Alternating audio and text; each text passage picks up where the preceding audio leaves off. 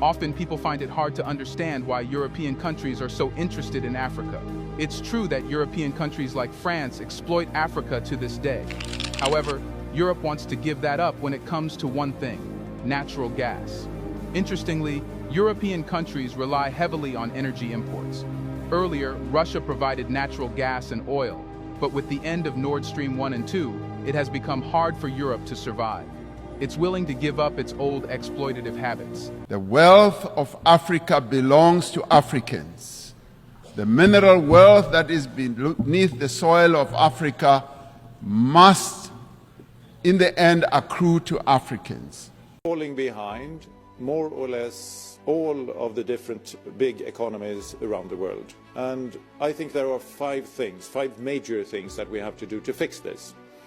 First of all, our internal market. There are still things we can do with the internal market to facilitate trade within Europe. Second, energy. The world wasn't ready for what Africa did next. Overnight, mines that silently fed Europe for decades went dark, cargo routes froze, and France woke up to a nightmare it never imagined. The minerals that powered its factories, its military, and its entire economy were suddenly gone, cut off at the source by a continent refusing to be exploited any longer. Panic erupted across European markets as production lines shut down, energy systems trembled, and investors fled. But Africa didn't flinch. This wasn't retaliation. It was revolution, an economic uprising decades in the making. For the first time, Europe was on the outside looking in, begging for access to resources it once took for granted. And as Africa rose to claim its power, France realized the unthinkable. The world's balance of power had shifted and there was no going back. In my lifetime, Africa will become a superpower in wealth. Africa has the resources, the ability, and the people to grow into an economic superpower. It is the richest continent already in terms of natural resources. 30% of the world's cobalt, diamonds, gold, and iron are in Africa. Africa also has huge wealth in oil. Nigeria produces more than 2.5 million barrels of oil per day. On the global market, one barrel is worth around $52. You can do the maths. And unlike many countries in the West, including Britain, Africa is not saddled with debt. The British debt is 87% of the British GDP, while the African debt is only 9% of their GDP. All but 2 countries in Africa could pay off their debt within 1 year. So the potential is already there, and the growth is already beginning. We need Africa to be impoverished, because we need those raw materials and we need them dirt cheap. If Africa does do something different, I assure you living standards of all those in Europe and North America is going to fall. Okay? And that is a big price to pay. I assure you that the West is not going to allow that without a big fight. We give them aid. The warning signs had been there for years, but Europe ignored them, convinced that its influence across Africa would last forever. France, in particular, assumed that the privileges it enjoyed in its former spheres of control were guaranteed by history itself. Yet history had changed, and when Africa finally announced its coordinated decision to cut mineral exports to France, the tremors did not stop at Paris. They moved through Brussels, Berlin, Rome, Madrid, and every capital with enough sense to understand what the future now held. A silent panic erupted, not with chaos in the streets, but in the tone of emergency meetings, collapsing stock prices, and voices cracking in closed-door corridors. It began with a declaration issued jointly by several African nations, stating that all mineral exports critical to France's industrial, military, and technological sectors would be suspended indefinitely. No gold, no uranium, no cobalt, no bauxite, no manganese, no titanium, no rare earth elements. The announcement lasted barely 30 seconds, but it was enough to paralyze Paris. There was no threat of negotiation, no plea for reconsideration, only a clear, direct statement that Africa was no longer willing to operate under agreements that benefited one side while impoverishing the other. French officials rushed into emergency mode, calling ambassadors, analysts, and trade ministers across Europe, but every call only reminded them of the same truth. They had no immediate substitutes, no strategic reserves large enough, no reliable alternative suppliers capable of filling the gap. France had long believed that Africa would always need it more than it needed Africa. But Africa was changing, demanding fairness, sovereignty, and control of its own economic destiny, and Europe had achieved none of these things. In West Africa, celebrations erupted quietly, not in parades, but in the confident tones of ministers who had spent decades arguing that the old system had chained the continent to dependency. For years they had pleaded for reforms: higher prices for strategic minerals, transparent contracts, local processing industries, and control over their own natural wealth. Yet France insisted on retaining the same arrangements it had enjoyed for half a century. Now the tables had turned, and the continent was aligning itself not with the past, but with a new global order where economic partnership mattered more than historical sentiment. The global markets reacted within minutes. Share prices for French industrial giants plummeted as investors realized that the raw materials feeding their factories could no longer be guaranteed. Electric vehicle manufacturers panicked over the sudden loss of cobalt and manganese. Aerospace companies scrambled for titanium supplies. Energy companies feared shortages of uranium, essential for the reactors that powered 30% of France's electricity. The French economy had always been more dependent on African resources than it publicly admitted, and now those dependencies were exposed for all the world to see. In the days that followed, European leaders attempted to present a unified front, urging calm and insisting that negotiations would soon resolve the crisis. But their voices carried no authority, because Africa had not taken this step impulsively. It was the result of years of frustration and of new confidence forged through alternative partnerships with Asia, Latin America, and within Africa itself. Countries like China and India offered technology transfers, industrial assistance, and long-term infrastructure in exchange for mineral rights deals that, unlike those offered by Europe, treated African states as equals rather than subordinates. France sent diplomatic delegations across the continent within hours, hoping to reverse the decision. But African officials received them with a politeness that felt like steel. There would be no renegotiation without structural changes.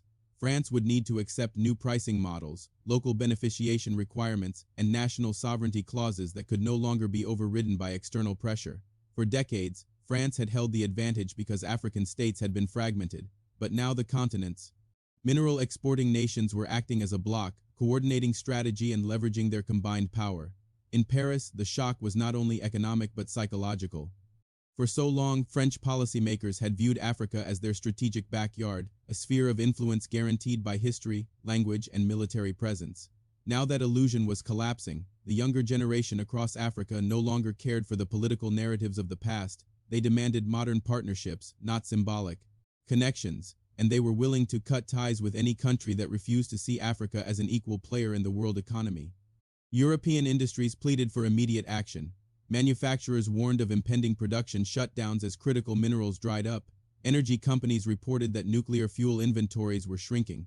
Technology firms announced expected delays in battery manufacturing, semiconductor production, and telecommunications upgrades.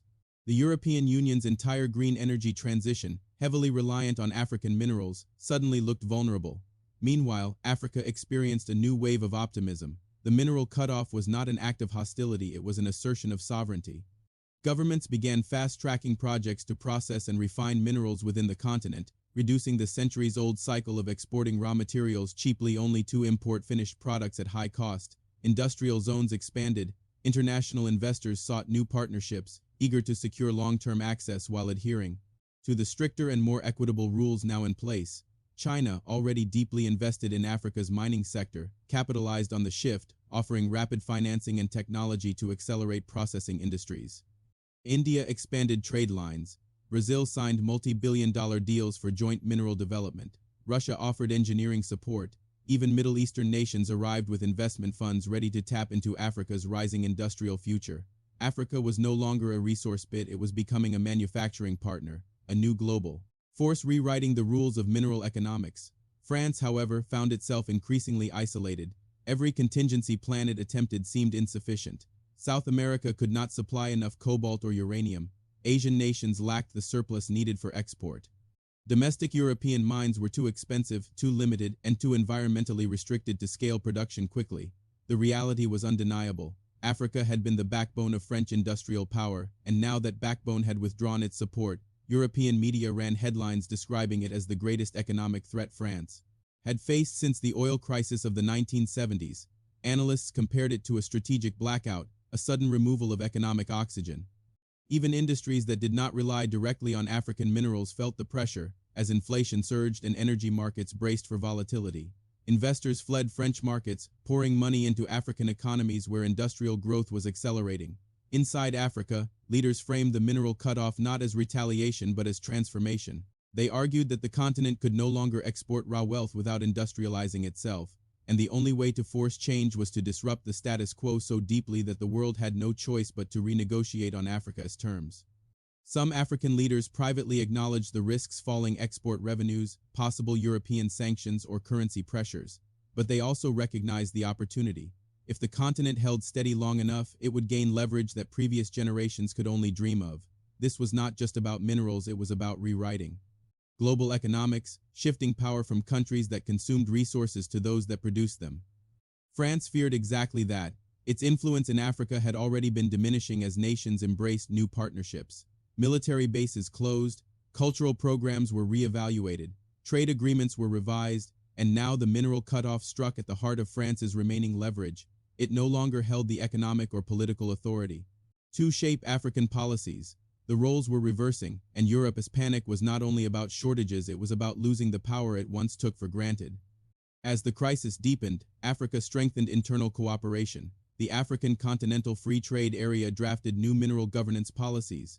Regional blocs set minimum export standards to prevent undercutting. Cross-border infrastructure projects accelerated, linking mineral-rich regions with ports, refineries, and industrial zones. Africa was choosing integration over dependency, empowerment over extraction. The crisis was reshaping global alliances at unprecedented speed, and in every capital, Paris above all, the realization grew that Africa's decision was not temporary. It was structural, intentional, revolutionary. It marked not the end of supply, but the end of the old world where Europe dictated terms. The panic in Europe continued to rise, but Africa was no longer listening. It had heard Europe's warnings before, and they had led nowhere.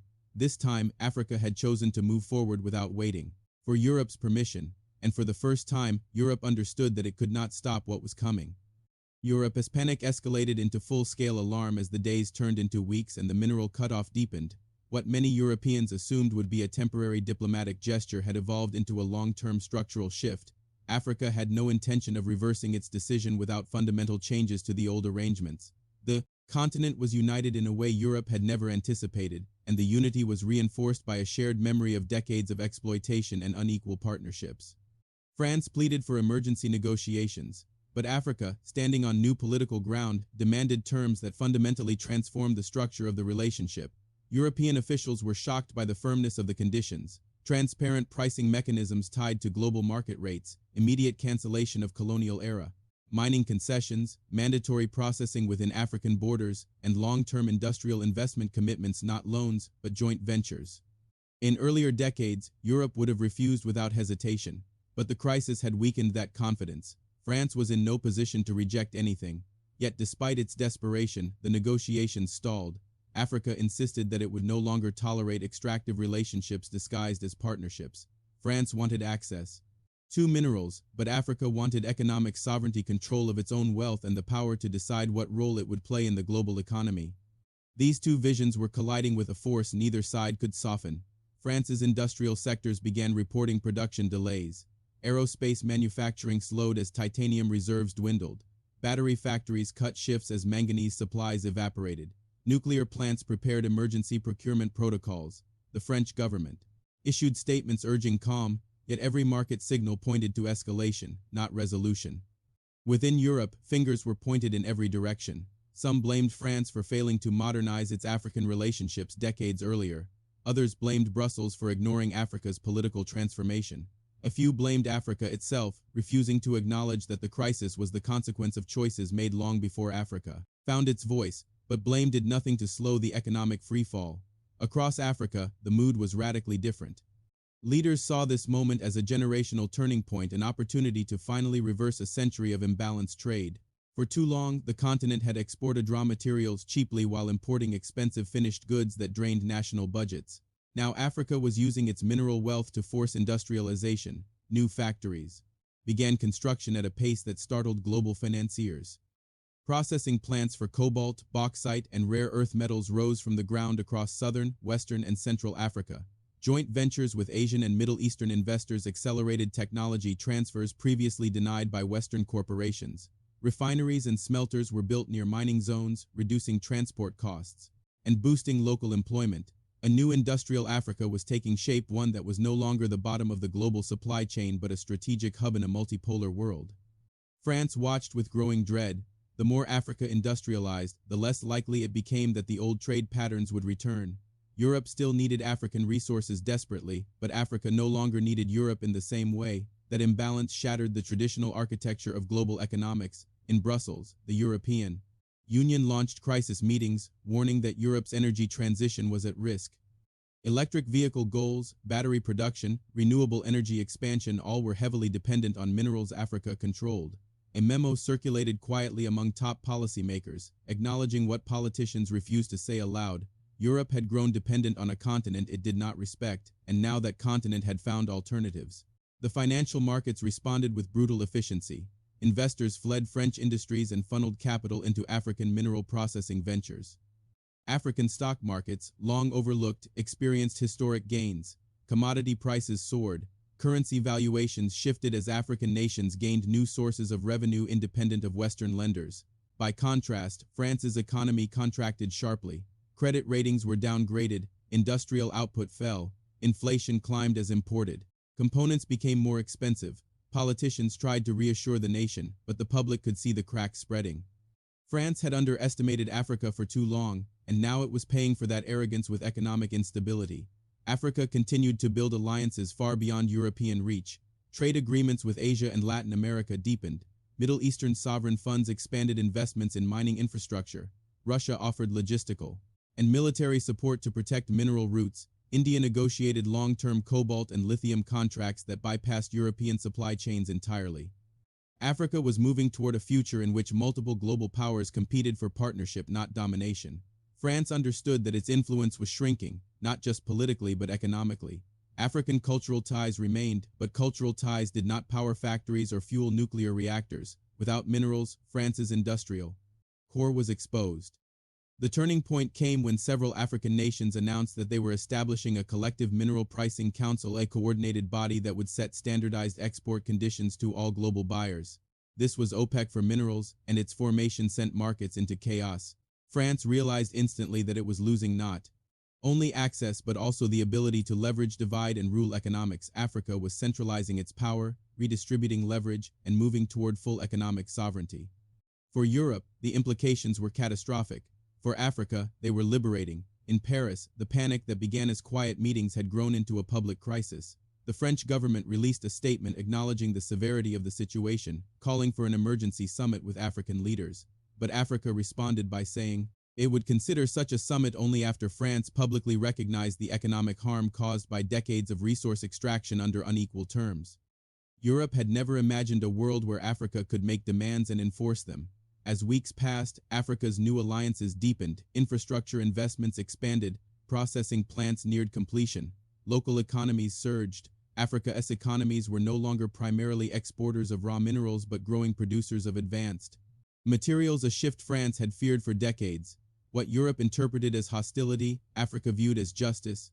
What Europe called aggression, Africa considered sovereignty. And what Europe saw as an economic crisis, Africa recognized as the beginning of independence, not in name but in power. The crisis did not end quickly. It stretched on, reshaping trade flows, altering diplomatic relationships, and accelerating Africa's industrial rise. But one truth became clear across the world: Africa had stopped waiting for permission to shape its own destiny. France, once confident in its dominance, now faced a continent that refused submission. Europe, once assured of its access to resources, now scrambled to adjust to a new world order. Africa had redrawn the map of global power, and the world would never again look at the continent as a passive supplier. It had become a geopolitical force, decisive, united, and unstoppable. The panic in Europe was real, but in Africa, the future had finally begun.